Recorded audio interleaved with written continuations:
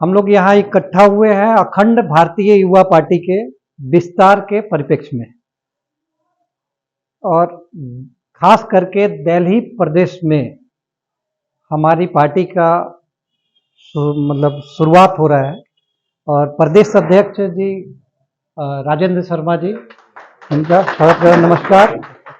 और चंद्रा जी नमस्कार, और आप शर्मा जी नमस्कार, राय जी, सबको, और जो लोग उपस्थित युवा हैं और महिलाएं हैं सबको हमारी तरफ से नमस्कार है। हम लोगों का यहाँ इकट्ठा होने का उद्देश्य ये है कि हम नई विचारधारा लेकर जनता के बीच जा रहे हैं और उसको जन जन तक कैसे पहुंचाया जाए और कैसे पूरा किया जाए उस पर पूरा अध्ययन करते हुए पब्लिक के बीच हम लोग को जाना है।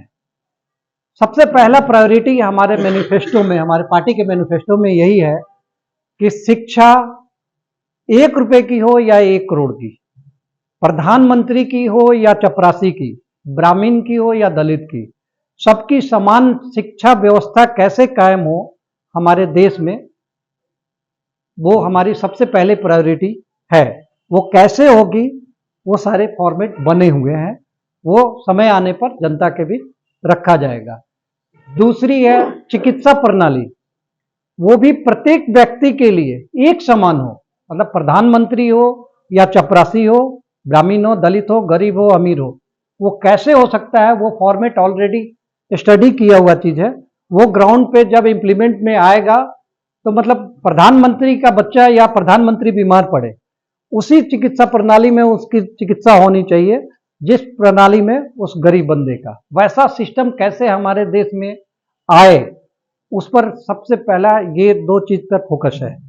तीसरा हो गया रोजगार, हर हाथ रोजगार, ये हमारी प्रायोरिटी है हमारी पार्टी की, कि जो जिस योग्य है, जितना सक्षम है, उसको वहीं पे ट्रेंड करके छोटी छोटी कुटीर उद्योग एटलीस्ट उनको सौंपा जाए और उत्पादन कराकर उसको गवर्नमेंट द्वारा मार्केटिंग कराया जाए, जो कि आपको हर व्यक्ति को अगर रोजगार मिल गया, शिक्षा फ्री मिल गई, चिकित्सा फ्री मिल गई और संतोषजनक मिल गई, तो 90% प्रॉब्लम ऐसे खत्म हो जाता है।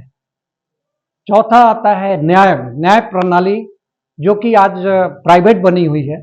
6 महीने में न्याय सुरक्षित मतलब सुनिश्चित करना, हर ब्लॉक, हर जिले, जैसे ब्लॉक लेवल पे जितने होते हैं, पंचायत लेवल पे या 4-5 वार्ड को सिटीज में मिलाकर न्यायालय का होना, 6 महीने में न्याय सुनिश्चित करना, ये प्रायोरिटी होगा।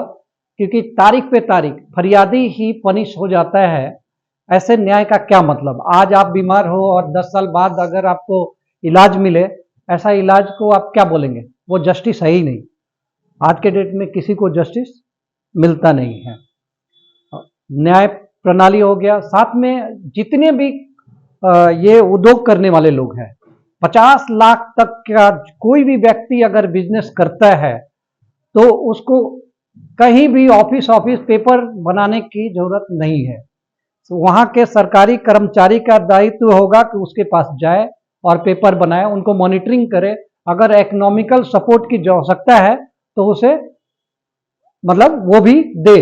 अगर उस क्षेत्र में कहीं रोजगार बंद होता है चालू होने के बाद, तो वहां के क्षेत्र के कर्मचारी पर कार्रवाई होगी, ना कि उस बंदे पे कि भाई ये प्रॉब्लम है तो वो प्रॉब्लम है।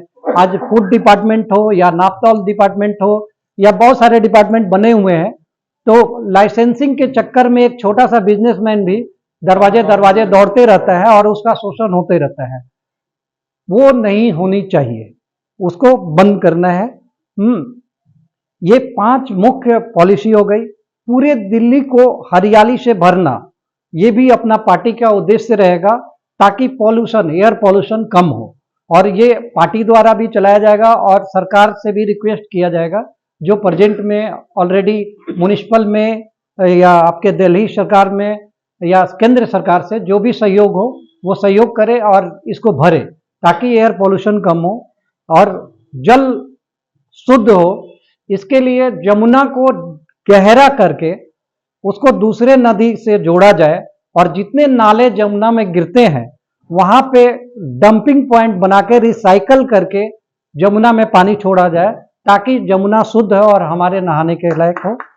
ये हमारी पॉलिसी है, ताकि दिल्ली को शुद्ध जल और शुद्ध हवा मिल सके। किसानों के लिए, बुजुर्गों के लिए, जैसे कि आपने बताया कि पेंशन योजना, जो डिपेंडेंट है, बेरोजगार रहे हैं, बुजुर्ग हो गए हैं, तो उनके जीवन यापन के लिए 3,000 रुपये महीने की पेंशन योजना। स्त्रियां जो है उनके लिए भी ये सिमिलर रहेगा, पुरुष हो या स्त्री हो, सीनियर सिटीजनशिप है।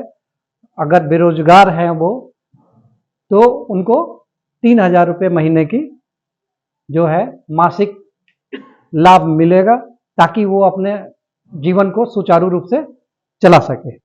भिक्षा उन्मूलन और जो जगह जगह पे सड़क पे खड़े होकर लोग भीख मांग रहे हैं, बिल्कुल बंद होना चाहिए।